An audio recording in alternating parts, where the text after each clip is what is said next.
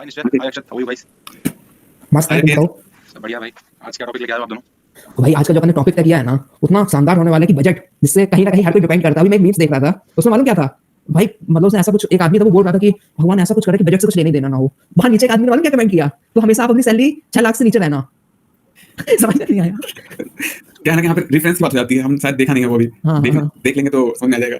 नहीं मतलब जो बजट है आपकी, जो कुछ भी इनकम हो या कुछ भी ना हो, पर लेकिन अगर आप देश के नागरिक हैं, if you are citizen of this country, you must know what's our budget, what is meaning, how it's influence your behaviour and many other things. तो आप लोगों को कैसा लगा बजट? कुछ अपना ओपिनियन, मतलब पॉलिटिकली नहीं, थोड़ा सा इकोनॉमिकली कैसा लगा बजट? इकोनॉमिकली तो मुझे ऐसा मतलब कुछ ज्यादा बदलाव देखने को नहीं मिला है। जैसे कि अपन बात कर रहे हैं कि आने वाले महीनों में इलेक्शन है, तो इलेक्शन के पहले इंटर्म बजट आता है, वो सिर्फ बजट में अपने पुराने जो काम किया है वो दिखाते हैं, और कितना फंड उन्हीं सेम पॉलिसीज में और स्कीम्स में एलोकेट किया है इस बात को बता देते हैं। तो कुछ खास चीज नहीं है उसमें, कुछ परसेंटेज से उन्होंने राइज किया है किसी में बजट, और कहीं कहीं कम कर दिया है। ये एकदम बजट है, इसीलिए हाँ, कुछ खास डिफरेंस मुझे ऐसा समझ नहीं आया। बाकी आप क्या सोचते हैं वो बताइए।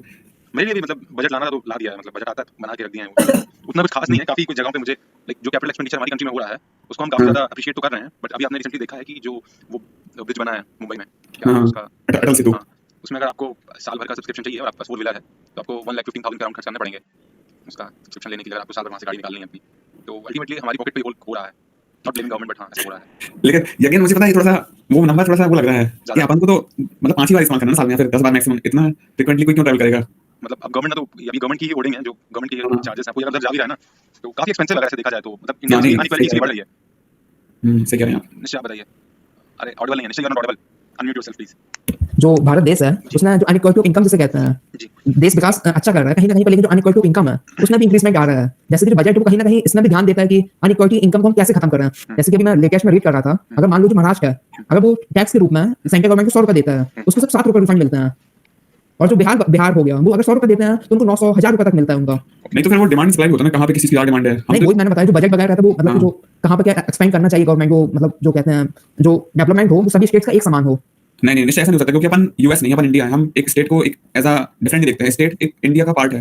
नहीं यूएस में क्या है मालूम है, पर लेकिन क्या है जो मैं बता रहा हूँ आपको, जैसे अनइक्वालिटी ऑफ इनकम की बात चल रही थी, मैंने बताया जो बजट होता है नहीं, जो पैसा सरकार के पास आता है उसको इस हिसाब से मतलब कि बांटती है, जिससे क्या हो सबका डेवलपमेंट। जैसे कि हमको मालूम है महाराष्ट्र काफी विकसित है उसको देखा जाए, लेकिन जो भारत का दूसरा राज्य बिहार हो गया, नॉर्थ ईस्ट स्टेट्स हो गए, वहां मतलब कि अनएम्प्लॉयमेंट हो गया, पॉवर्टी हो गया, उतनी ज्यादा है, तो उनको इतना ज्यादा पैसा क्यों देते हैं? इसीलिए वो अपने आपको मजबूती के साथ कि देश के जो मूल विकास है उससे कनेक्ट कर पाए। एकदम सही कह रहे हैं आप। बट निश्चय बिहार में एक बात बोलना चाहूंगा, बिहार की जो पॉलिटिक्स है वो बहुत ही खराब है पिछले बहुत टाइम से। आप देख लीजिए चाचा 420। हाँ मतलब कि जो वहां के सीएम है नीतीश कुमार जी, आप उनको देखिए जैसे कि एक कॉर्पोरेट एम्प्लॉय नहीं होता जिसके पास मतलब कि क्या कहते हैं वो, मतलब कि ऑफर लेटर पड़ा हुआ है कंपनी का, वो एकदम ऐसे करता है क्या, मतलब किसी ने उसको कुछ बोला, मतलब रेजिग्नेशन लेटर अपनी जेब में ऐसे रख के घूमते हैं वो चाचा, जैसे किसी ने उनको कुछ बोला सीधे गायब, और 9 बार वो सीएम बन चुके हैं। और मुझे समझ में नहीं आता है जनता बार-बार वोट क्यों देती है ऐसे। अच्छा देखिए, कहीं ना ये जनता उनको वोट नहीं देती। आप उनकी पार्टी की सीट्स देखेंगे ना तो बहुत सिग्निफिकेंट लाइक ड्रॉ डाउन हुआ है उनकी पार्टी का। वो क्या ये कोलिजन वाला जो सिस्टम है ना हमारी कंट्री में, उस पे नीतीश कुमार जी काफी अच्छा खेल जाते हैं compare to any other player. मतलब किसी के साथ भी कोलिजन करेंगे सीएम को बनना है, और अगर किसी के साथ नहीं करेंगे तो फिर कोई वहां पे मेजॉरिटी ला नहीं पाता है। हां अभी रिसेंटली जैसे उन्होंने बीजेपी के साथ दोबारा कोलिजन कर लिया अपना। हाँ पर लेकिन इस मतलब कि जो अपन इस मुद्दे में कुछ नहीं कर सकते हैं। हां ये तो सही है। टॉपिक अपन उसी में आते हैं, बजट। तो मैं एक पीडीएफ मेरे पास जो मतलब कि वेबसाइट से निकाला था गवर्नमेंट ऑफ इंडिया की, तो मैं उसको शेयर करता हूं। अपन हर टॉपिक में इस टाइप से डिस्कस करेंगे कि हर पॉइंट समझ जाए, जो मतलब कॉम्प्लेक्स वर्ड्स होते हैं तो मतलब जो कॉमन पब्लिक उसको हम समझा पाए। इस मोटिव से अपन चालू करते हैं। बिल्कुल निश्चय, उसको प्रेजेंट करिए। हाँ क्या मतलब कि ये पीडीएफ दिख रहा है आप लोगों को? हाँ निश्चय प्रेजेंटेबल दिख रहा है। हाँ आप बताइए, आप लोग बजट से समझते क्या है, उसको मतलब थोड़ा डिफाइन कर सकते हैं क्या?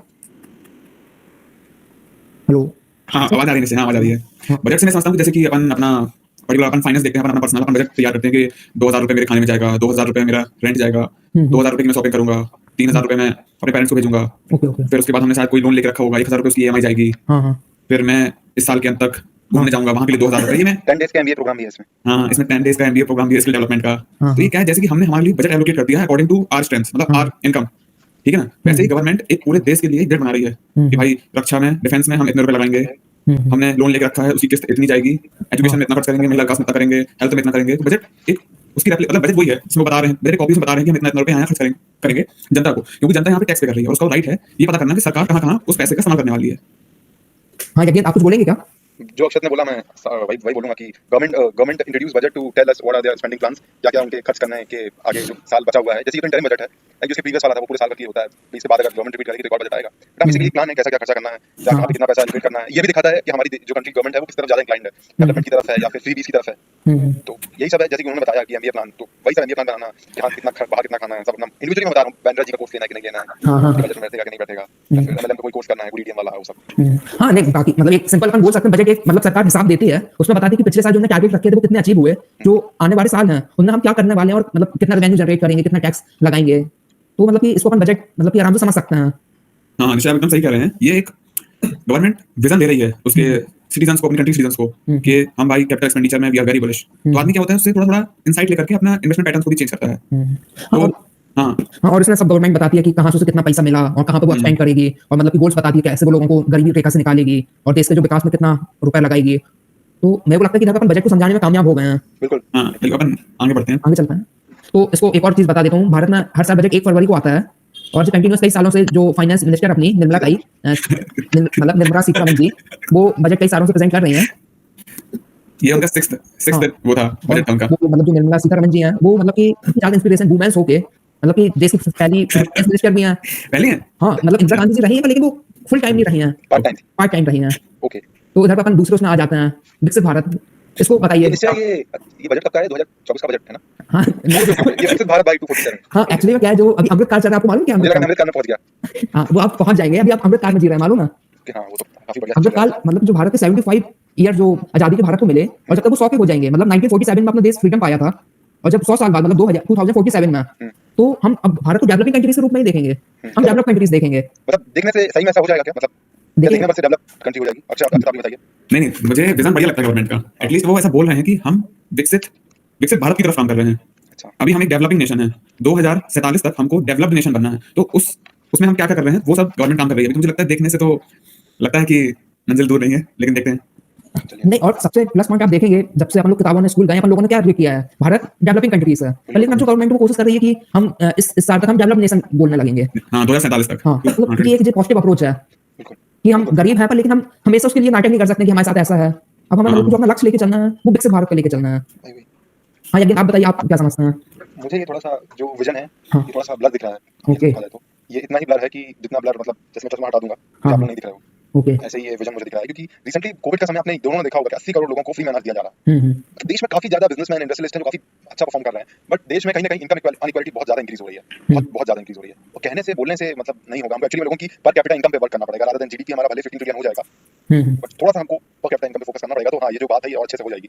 हाँ तो नहीं पर लेकिन एक और हाँ देखते हैं आज अपना देश का जो इंफ्रास्ट्रक्चर है, आप पूरे देश में किसी भी स्टेट में चले जाएं, बिहार चले जाइए, नॉर्थ ईस्ट चले जाइए, वहाँ पे जो आप रोड्स वगैरह देखते हैं उसकी आपको प्रशंसा तो करनी पड़ेगी। आप मतलब कि नहीं बोल सकते हैं कि मतलब अच्छी रोड्स बनी हुई हैं। लेकिन निश्चय मैं यहाँ पे आपकी एक बात पे जोड़ना चाहूंगा। भारत एक वेलफेयर स्टेट है। मतलब यहाँ पे ना गवर्नमेंट को लोगों के वेलफेयरमेंट का सोचना चाहिए। कहीं ना कहीं हम ये बिजनेस की तरफ जा रहे हैं कि हम रोड अच्छा बना देंगे, इनसे टोल टैक्स ले लेंगे, बट नहीं यकीन यहाँ पे सिर्फ टोल टैक्स लेने की बात नहीं है, सर्विस प्रोवाइड करने की बात है। एक अगर सिर्फ उद्देश्य टोल टैक्स लेना होता तो सरकार खराब रोड में टोल टैक्स ले सकती थी। नहीं वो तो सही बात है, आपने सही बात बोली।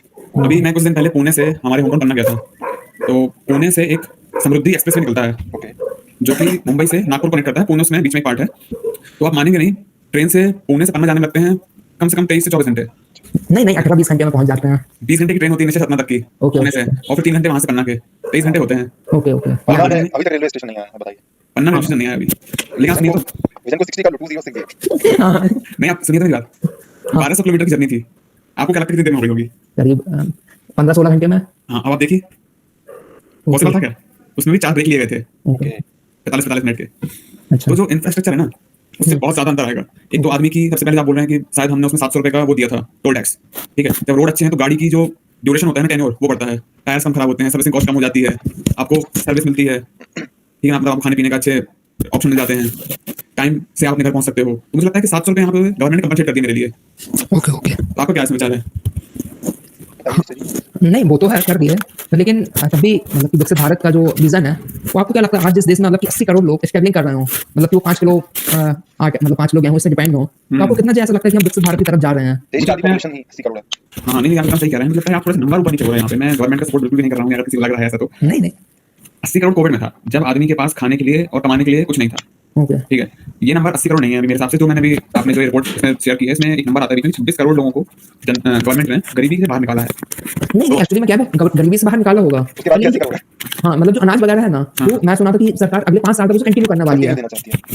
वो तो मेरे को लगता है अपन अभी उसमें बात नहीं करके जो पीडीएफ मतलब जो अभी के साथ उसको कवर करेगा हाँ अभी वो बजट में आते हैं। हाँ क्या सुना कि ये सीमा है हाँ सही कह रहे हैं आप। उसको नेहरू जी पे छोड़ देते हैं। हाँ अब इसको देखिए डेवलपमेंट मंत्रा सबका साथ सबका विकास ओके ये तो पीएम मोदी जी का मतलब कि स्टेटमेंट था हाँ तो उसमें मतलब कि अलग अलग ऐड हो गए मतलब कॉम्प्रिहेंसिव डेवलपमेंट मतलब हम सबको साथ लेके आएंगे और सबको डेवलपमेंट करेंगे चाहे वो व्यक्ति आदिवासी समाज से हो चाहे वो मिनॉरिटीज उसका हो और किसी भी रीजन का मतलब किसी भी कहीं का भी हो तो हम सबको साथ लेकर और सब जगह विकास करेंगे जिसका सिंपल मतलब हो गया मतलब कोई भी देश का ऐसा हिस्सा नहीं रहेगा जहाँ डेवलपमेंट ना हो हर सेक्टर में विकास होगा सब जगह विकास होगा।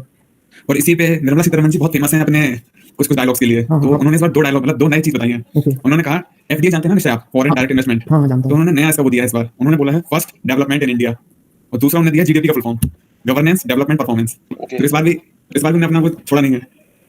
हाँ चलिए सब तो अच्छी बात है मैंने सही है जीडीपी यानी गवर्नेंस डेवलपमेंट और परफॉर्मेंस। जीडीपी सिर्फ नंबर से नहीं बतानी इस बार, उनको गवर्नेंस शो करनी है, डेवलपमेंट दिखाना है और परफॉर्मेंस की बात कर रहे हैं इस बार। तो मुझे लगता है कि सबका साथ सबका विकास में ये भी एक बड़ा वो होगा। बिल्कुल एग्री करते हैं आपकी बात से। हाँ यकीन आप बताइए यही स्लाइड बताना है। हाँ सबका साथ सबका विकास निश्चय जो टॉपिक है ये सबसे अच्छा कैंपेन था। सबसे बड़ी बात तो ये काफी अच्छा इलेक्शन स्टंट भी था देखा जाए तो फिर काफी हद तक अच्छा किया भी है गवर्नमेंट ने ट्राई तो पूरा किया है बट कितना ऑन पेपर हुआ ये थोड़ा डाउटफुल है। हाँ बट गवर्नमेंट वर्क कर रही है इसकी तरफ ऐसा दिखता तो है काफी पॉजिटिविटी है सराउंडिंग्स में मतलब सब ये मानते हैं कि हाँ इंडिया में डेवलपमेंट हो रहा है तो आप सब मानते हैं तो चलिए हम भी मान लेते हैं डेवलपमेंट हो रहा है। हाँ अब जैसे कि अगला स्टेटमेंट में क्या ऐड हो गया सबका विश्वास ओके तो मतलब कि इधर पे क्या उन्होंने डेवलपमेंट किया तो मतलब कि लोगों को विश्वास मिला फिर उन्होंने 400 कर दिया। तो ये हो गया अब इसके बाद आएगा सबका मतलब सब कोई कोशिश करेंगे मतलब कोई ऐसा नहीं होगा कि कोई आदमी मेहनत नहीं कर रहा अगर हम भारत को मतलब कि डेवलप इंडिया देखना चाहते हैं हमें सबका साथ तो चाहिए सबका विकास भी चाहिए और सबका विश्वास होना चाहिए और फिर उसके बाद सबको कोशिश करनी है सबका प्रयास तो इसके जब इसको फॉलो करेंगे जो विकसित भारत का सपना है वो हम सब होते हुए देख लेंगे। कोई इसमें assumptions तो नहीं है निश्चय? नहीं इसमें तो कुछ नहीं लिखा है ओके तो इधर कोई कुछ बोलना चाहता है क्या एनीवन वांट टू स्पीक नहीं नेक्स्ट में चलते हैं अपन अब। नेक्स्ट तो विकास अभी हुआ नहीं ना बाद में होगा नहीं अपन 2047 में आएंगे काम करेंगे तब इसको अच्छे से डिस्क्राइब कर पाएंगे। हाँ नहीं जब अपन उसमें जरूर वीडियो बनाएंगे अपना विकास हो जाएगा तब तक। हाँ अक्षर इसको आप बताइए। इससे पहले तो अपन इंक्लूसिव डेवलपमेंट जान लेते हैं क्या होता है। हाँ, तो जब मैंने इंक्लूसिव डेवलपमेंट पढ़ रहा था मैं तो मैं 2-3 वेबसाइट में गया मैं मुझे एक डेफिनेशन मिली। पहले मैं डेफिनेशन बताता हूँ आपको उसके बाद अपन उसको एलैबोरेट करेंगे क्या होता है। तो inclusive development according to UN क्या होता है मैं वो आपको बताता हूँ सबसे पहले। Social and financial development approach that aims to distribute social and material benefit equal across society regardless of their identity और एक्सपीरियंसेस। मतलब गवर्नमेंट द्वारा दिए गए हर एक लाभ को हर एक समाज के वर्ग को मिलना चाहिए बराबरी से। अगर कोई स्कीम सरकार की है तो वो बिना रंग भेद बिना धर्म के भेद बिना किसी भेदभाव से सबको मिलनी चाहिए। ये इंक्लूसिव डेवलपमेंट का मतलब होता है। तो उसमें सबसे पहले sustainable development of all forms of infrastructure physical digital and social. तो इनमें बताया गया है कि गवर्नमेंट कहां बात कर मतलब किस किस टॉपिक को कवर किया गया है इस के अंदर। तो सबसे पहले सस्टेनेबल डेवलपमेंट है। दूसरा डिजिटल पब्लिक इंफ्रास्ट्रक्चर है। आधार इसके अंदर आता है। आप पैन आधार लिंक हो गए हैं आपका पैन आधार से अकाउंट लिंक हो गए हैं आपके सारे वो सब चीजें इसके अंदर आती है। ठीक है आपका GST tax indirect tax personal tax सब कुछ इसके अंदर आता है। और थोड़ा इसको आप ऊपर से थोड़ा सा मतलब ये सिर्फ ओवरव्यू बता रही है कि गवर्नमेंट क्या क्या उन्होंने इसमें बात की पूरे उसमें बजट में। ओके गिफ्ट सिटी आप जानते हैं क्या है? हाँ मतलब कि जो अभी गुजरात में वो हुआ था क्या कहते हैं सेमिनार या इन्वेस्टर मीटिंग हुई थी तो उसमें उन लोगों ने तय किया कि एक सिटी बनाएंगे तो शायद उसका full form Gujarat international finance fintech city कुछ है क्या? यही तो इसमें कुछ ऐसा जैसे कि नोएडा है वो भी मतलब कि भारत सरकार ने विकसित किया था तो उसी प्रकार से गुजरात में भी हम स्पेशल इकोनॉमिक जोन टाइप का कुछ बनाएंगे जहाँ से दुनिया भर की जो कंपनीज रहेंगे वो वहाँ पर अपना ऑफिस या इन्वेस्टमेंट करेंगे। इन सब सिटीज के माध्यम से गवर्नमेंट जो है एफडीआई को वो करना चाहती है टारगेट जो फॉरेन इन्वेस्टमेंट जैसे कि अभी अपन देखते हैं कि दुबई एक एफडीआई का हब बन गया मतलब पूरी दुनिया भर से पैसा अरबों ट्रिलियन डॉलर्स की तादाद में वहां पे आ रहा है। वो क्यों आ रहा है? क्योंकि वहां पे टैक्स नहीं है और गवर्नमेंट अपना प्रेजेंस वहां बना रही है जिससे वो साउथ एशिया और इंडियन ओशन की कंट्रीज वहां को टारगेट कर सके। इंडिया के पास भी स्ट्रेटेजिक लोकेशन है अरेबियन सी में। अरेबियन सी मतलब गुजरात की बात कर रहा हूँ। गुजरात में तो गवर्नमेंट चाहती है कि जो लोग मिडिल ईस्ट आ रहे हैं वो गुजरात को कंसीडर करें और उसके तहत गवर्नमेंट स्पेशल इकोनॉमिक जोन बना रही है जिसको नाम दिया गया है गिफ्ट। और वहां पे गवर्नमेंट कह रही है आने वाले 10 साल में हम आपको बेस्ट इंफ्रास्ट्रक्चर देंगे बेस्ट पॉसिबल टैक्स पॉलिसीज देंगे कि आपको 10 साल तक कोई टैक्स नहीं भरना है जीरो टैक्स। और आने वाले 5 साल में जो अगले 5 साल होंगे उसमें सिर्फ 50% टैक्स भरना है आपको। तो ऐसी जो चीजें सारे हाईवे से कनेक्शन होगा आपका कुछ भी आपको बिल्ड करना है हम आपको उसमें पर्सनल बेसिस में आपको प्रायोरिटाइज करेंगे। इसलिए गवर्नमेंट ऑफर कर रही है जैसे एफडीआई इंडिया में आए फॉरेन डायरेक्ट इन्वेस्टमेंट इंडिया में आए जिससे इंडिया को बेनिफिट हो। अच्छा तो है भाई हाँ काफी बढ़िया है। अगर ऐसा कुछ होता है तो इससे लाखों नौकरियां जनरेट होंगी। ये तो बढ़िया बात बोली आपने अक्षर। एम्प्लॉयमेंट बहुत जरूरी भी है अभी हमारे देश में। एकदम सही बात करी आपने। मुझे गवर्नमेंट का सबसे बेकार कुछ लगता है तो वो है कि अनएम्प्लॉयमेंट और यूथ पे बात ना करना। गवर्नमेंट सब कुछ करती है लेकिन मेरा हमेशा से एक उद्देश्य है कि ना कभी गवर्नमेंट एजुकेशन में बात करती है ना यूथ पे बात करती है ना अनएम्प्लॉयमेंट पे बात करती है। यूथ पे एक इंसान बात करता है आप गेस कर सकते हैं? हाँ इसको नहीं करना चाहिए। कौन? रवि कुमार? नहीं आप समझे नहीं। क्या आप अपने लीडर को बोल रहे हैं क्या? हाँ हाँ नहीं यार वो तो नेता है, मतलब पॉइंट उठाता है। नहीं नेता भी बैंड्रा की बात करते हैं यूथ का, वो काफी बढ़िया कोर्स बेचते हैं। नहीं मुझे पता क्या लगता है कि इतनी सारी चीजें हैं अपोजिशन पे बात करते, सॉरी अपोजिशन इतने सारे मुद्दों पर बात उठाता है, लेकिन जो सबसे ठोस टॉपिक्स हैं जहां पे उन्हें सपोर्ट मिल सकता है वो है अनएम्प्लॉयमेंट, यूथ, स्टूडेंट। इन सब चीजों की बात नहीं करते हैं अपोजिशन कभी भी। इनका सपोर्ट लेना भाई, India is a country of full of youths, अब इनका समर्थन लो नहीं यार आप। नहीं वोट में कन्वर्ट नहीं हो पाते हैं अक्सर, एक्चुअली में सपोर्ट तो मिल जाता है। नहीं नहीं हाँ आप सही कह रैली रहे में भीड़ तो आ जाती है, वो प्रॉब्लम नहीं है, बट वो जब वोट देने जाते हैं ना तो वो भीड़ कहीं और डाइवर्ट हो जाती है। वो गारंटीज जो मिलती है ना वो गारंटीज तरफ चले नहीं कह रहा हूँ जो युवा के साथ सबसे बड़ी दिक्कत मालूम क्या है, वो वोट देने नहीं जाता है, जाता ही नहीं है, वो उसको पता ही नहीं रहता है। अपने एक स्टैंड अप देखे थे उसका गोयल जी का, तो उन्होंने पॉइंट को उठाया था युवा कितना ज्यादा काम चोर है, हम मतलब वो अगर हाँ मेरा यहाँ पे एक पॉइंट है कि पहली बात तो युवा is not at all interested in political things. मैं निश्चय और एक हमारा दोस्त है संस्कार नाम का, हम एक बार शिवराज सिंह चौहान जो मध्य प्रदेश के पूर्व मुख्यमंत्री रहे हैं उनकी रैली में गए थे जस्ट फॉर क्यूरियोसिटी देखने के लिए। तो आप मानेंगे नहीं, मुझे पन्ना के आसपास का भी कोई बंदा दिख रहा था, सब गांव के बूढ़े बुजुर्ग लोग जो एकदम बैठे हुए हैं, कब रैली खत्म उनको खाना खाने को मिलेगा। तो अपन लोग कैसे चले गए थे? मैंने बोला ना क्यूरियोसिटी थी हमको, हम एक अच्छे स्कूल में पढ़ते हैं, कभी हमारे माँ बाप ने हमको बोला नहीं किसी की रैली में जाओ या फिर देखो भी दूर से, तो हम जस्ट क्यूरियोसिटी से गए देखने के लिए। तो मुझे लगता है कि यूथ का तो कुछ वही नहीं है जो आप कह रहे हैं, यूथ के चहेते नेता हैं उनका, राहुल गांधी 50 साल के हुए हैं और जहाँ हाँ नहीं लेकिन जो पॉलिटिकल एज में आप देखेंगे 50 कम माना जाता है, वो 50 कम ही माना जाता है उसमें। हाँ तो अपना यूथ लीडर कहते हैं, तो मुझे लगता है वो 40 से 50 साल के लोगों को यूथ समझ रहे हैं, तो वो मुझे नहीं लगता कि यूथ को कभी ले पाएंगे अपने साथ। यूथ को 56 इंच की छाती चाहिए, जिम में जाकर 56 चाहिए और नेता 56 इंच चाहिए उन्हें उससे। सही बात है। निशा का नाम करते हैं। हाँ जी अपन इसको पॉइंट को कवर करते हैं, प्रोएक्टिव इन्फ्लेशन मैनेजमेंट। ये सब आरबीआई की पॉलिसी के अंडर आएगा। पहली बात तो मुझे तो डाउट होता है कि आरबीआई और गवर्नमेंट का भी कॉन्फ्लिक्टिंग व्यूज प्रेजेंट क्यों नहीं करते हैं। मतलब कभी देखता हूं आरबीआई गवर्नमेंट की हर बात को एग्री कर देता है, ideally they should put some conflicting views, but वो कभी ऐसा होता नहीं है एक्चुअली में। और ओपन मार्केट से सिक्योरिटीज लेना ये सब को थोड़ा कंट्रोल करना पड़ेगा गवर्नमेंट को। हाँ नहीं उससे पहले अपन देखेंगे जो आरबीआई गवर्नर रहता था और जो गवर्नमेंट रहती थी वो दोनों एक दूसरे से एकदम कोलैप्स करते थे। अभी आप देखेंगे ऐसा लगता है दोनों मतलब एक भाईचारा चल रहा है, भाईचारा है, तू चल मैं आया। तो जबकि क्या जो गवर्नमेंट होती है वो मॉनेटरी पॉलिसीज देखती है ना, कि फिस्कल पॉलिसी देखती है गवर्नमेंट मॉनेटरी पॉलिसी देखती है, आरबीआई तो जो दोनों जो रहता है एकदम एक दूसरे से कोलैप्स करता है। ओके तो मतलब कि अभी करंट में देखोगे दोनों की एकदम पार्टनरशिप कर लिए हैं, पार्टनरशिप हो गई। और जबकि आप भारत का देखेंगे कितना ऊंचा मतलब आरबीआई का गवर्नर ऊंचे पद में काउंट होगा, तो उसमें भी मतलब कितने मतलब कि गवर्नर हुए वो रिजाइन कर देते हैं। मतलब क्यों करते हैं वो तो मतलब अपन प्रेशर होता है गवर्नमेंट पे, सॉरी गवर्नर पे प्रेशर होता है। ओके आगे वाली स्लाइड में चलिए। प्रोएक्टिव मैनेजमेंट अपन ने बता दिया। ओके ठीक है, इसका कुछ नहीं मतलब कि पूरे भारत में सब जगह एक टाइप से विकास और बराबर डेवलपमेंट हो, और कहीं का मतलब ऐसा ना हो कि खूब महंगा हो गया, मतलब सबको साथ लेके चलने का है। बिल्कुल बिल्कुल। और इसको देख पा रहे होंगे इंडिया और $1 जीडीपी ग्रोथ, इसको आप देखिए ये फाइनेंशियल ईयर 2014 है, और ये जो बैंगनी रंग की आपको दिख रही है ये $1 जीडीपी ग्रोथ है और ये भारत की है। तो निश्चय ये मुझे समझ नहीं आ रहा है ये कांस्टेंट इतने सालों से, मुझे आप थोड़ा सा इसमें बताइए, मुझे थोड़ा कम आइडिया इसका। कौन सा? प्लीज इसमें बताइए। नहीं देखिए कांस्टेंट मतलब कि जीडीपी ग्रोथ आप देख रहे हैं, जैसे कि जो फाइनेंशियल ईयर है उस समय भारत कितना था, जब मतलब कि आप इसको ऐसा समझिए जब गवर्नमेंट अच्छा था, डेवलपमेंट का वो था, तो भारत का काफी अच्छा चला गया। ये समझ आ रहा है कि नहीं? आ रहा है। देखिए आप ऐसे समझिए उसको, ये लाइन दिख रही है, तो इसको आप समझिए कि इधर भारत हमेशा आप देखो कि उसके आगे मतलब कि जो वर्ल्ड ग्रोथ हो रही है, तो ये दिखाता है कि भारत में अपार संभावनाएं हैं विकास की। भाई क्या कर रहे हो यार तुम लोग यार? ये वाला कट कर देंगे थोड़ा। मैं भाई अबे मैं कह रहा हूँ भाई अबे भाई बहुत कंट्रोलिंग हुआ मेरे से। भाई मैं मैसेज भी किया था निश्चय भाई, रहने दे भाई। ये एक सेकंड निश्चय किधर गया? हेलो अभी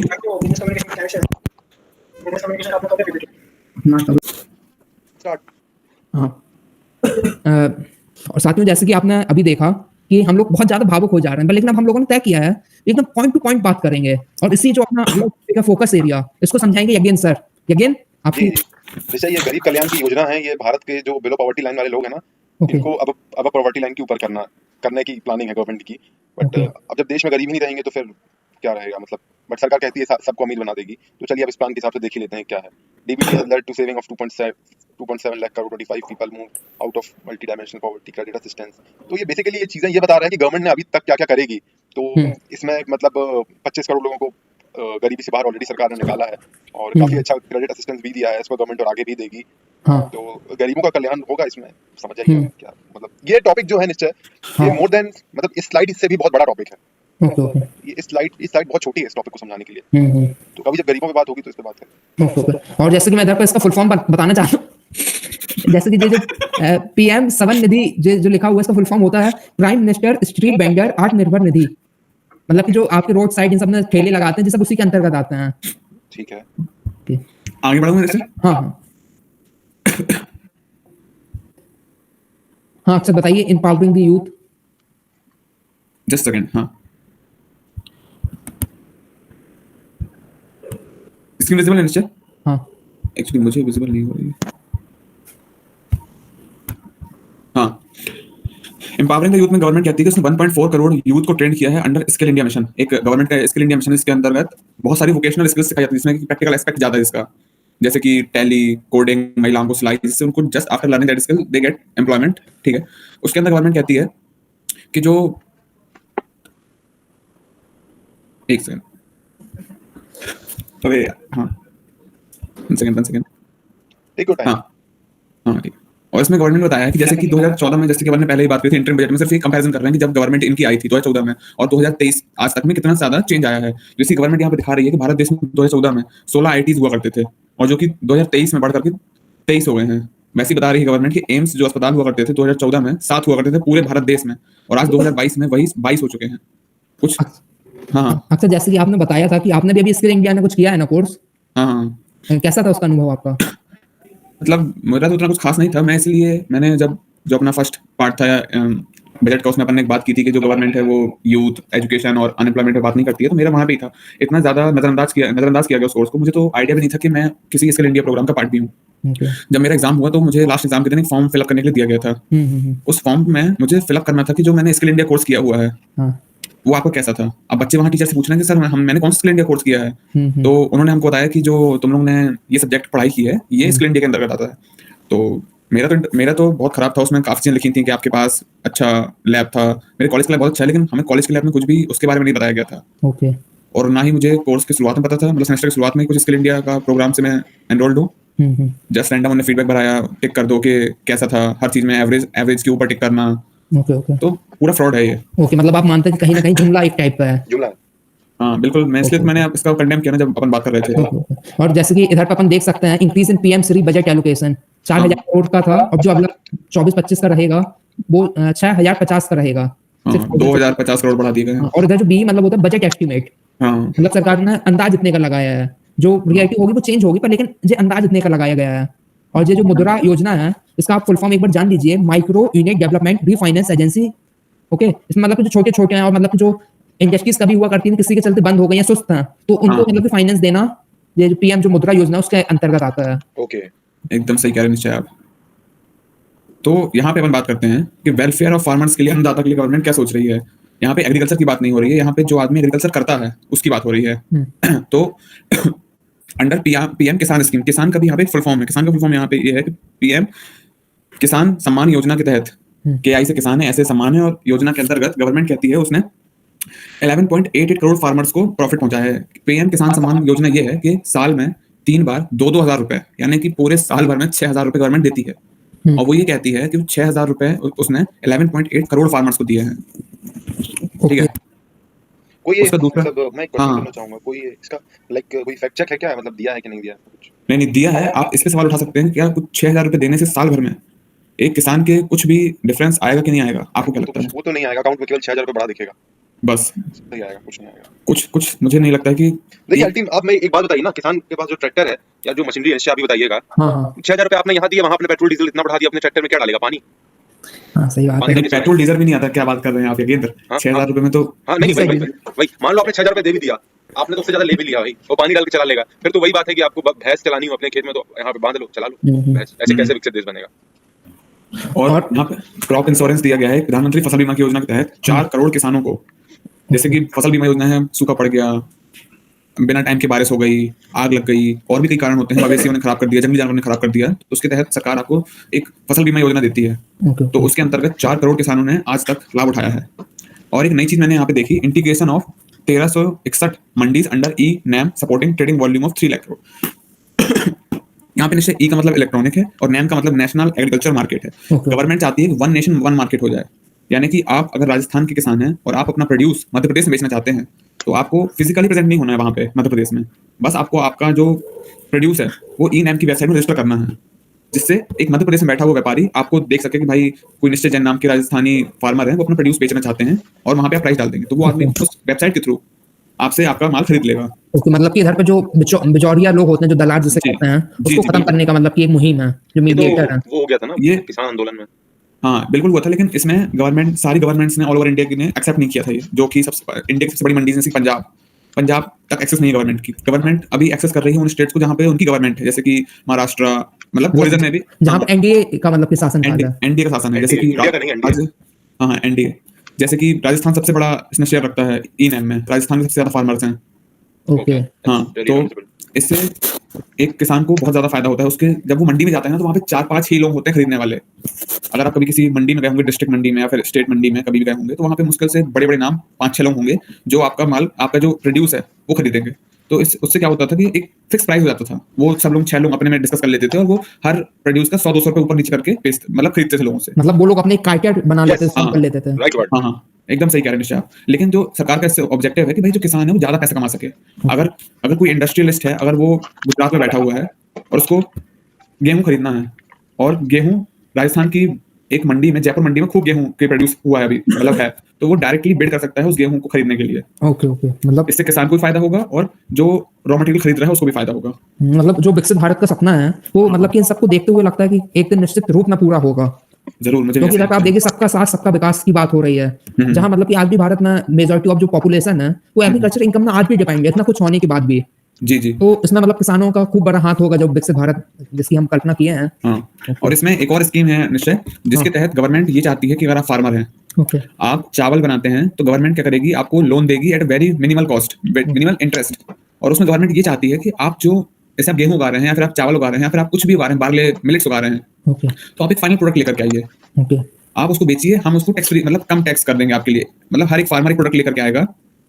आप मेरी बात समझ पा रहे हैं? हाँ, एकदम। तो वो भी एक सरकार की योजना है, जिससे कि ज्यादा से ज्यादा लोग एक, मतलब जैसे कि Switzerland is not famous for its raw materials, और वो स्विट्जरलैंड फेमस है अपने फिनिश प्रोडक्ट्स के लिए। और जो इंडिया है ना, वो हम ज्यादातर रॉ मटेरियल बेचते हैं दुनिया भर को। तो इसमें भी सरकार का है। अपन नेक्स्ट स्लाइड चलते हैं। नारी शक्ति, इधर पर मैं मतलब कुछ बोलना चाहता हूँ। जो नारी शक्ति मतलब कि बहुत इंपॉर्टेंट रोल प्ले करती है। जैसे कि अपन देखते हैं जो देश की आबादी जितनी भी है, लगभग उसकी जो 50% आबादी है वो क्या है, फीमेल है, मतलब नारी है। और जो नारी भारत देश में जिसे दुर्गा का रूप माना गया है, अगर हम उसका विकास नहीं कर पाते हैं तो कहीं ना कहीं मतलब कि हम बहुत पीछे चले जाते हैं। और जितनी भी विकसित कंट्रीज आप देखेंगे, if you look any developed country across the world, you will find that particular country have a huge number of participation of womens in their workforce.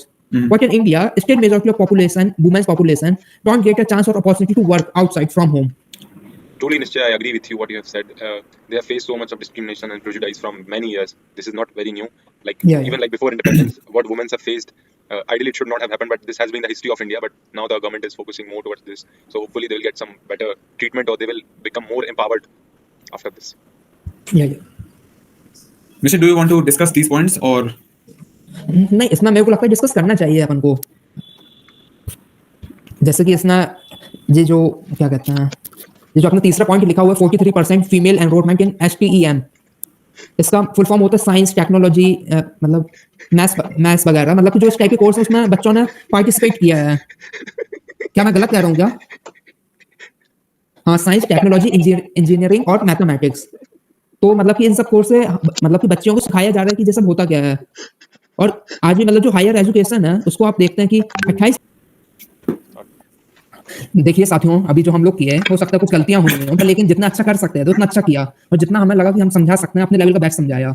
और मैं अक्षत और अगेन दोनों को थैंक्स बोलना चाहता हूँ, उन्होंने इतना टाइम निकाला और मतलब कि रिसर्च करके आए कि क्या बताना है, और इसके लिए थैंक यू। और इसके बाद जो हम अगला पार्ट बनाएंगे उसमें जो PDF उसमें आगे का कवर करेंगे, उसमें हम और भी बताएंगे कि सरकार को कहाँ से कितना रुपया आता है, कहाँ पे एक्सपेंड होता है, और हम उसमें बताएंगे कि कौन सी मिनिस्ट्रीज को कितना रुपया मिला और सबसे ज्यादा पैसा कहाँ जाता है, और भी इस टाइप के टॉपिक हम डिस्कस करेंगे। हम ओवरऑल कोशिश करेंगे जितने भी बजट में जो टर्म्स यूज होते हैं उन सबको हम कवर करें और समझाने में कामयाबी मिला। तो इसी के साथ मैं थैंक यू बोल के अपनी बात खत्म करता हूँ। अगर कोई कुछ अपनी बात रखना चाहता है तो वो बोल सकता है। धन्यवाद निश्चय, आप अपना प्रयास ऐसे ही जारी रखिए और बहुत अच्छा लगता है देख के। और अभी सभी आपके श्रोताओं को भी धन्यवाद सुनने के लिए। थैंक यू निश्चय, मेरी साइड से भी काफी अच्छा लगा, काफी नॉलेज मिला, आपने काफी वैल्यूएबल टाइम दिया अपना और हमको इनवाइट किया, उसके लिए थैंक यू वेरी मच। और ऐसे ही करते रहिए। Okay, good night. जय हिंद, जय भारत।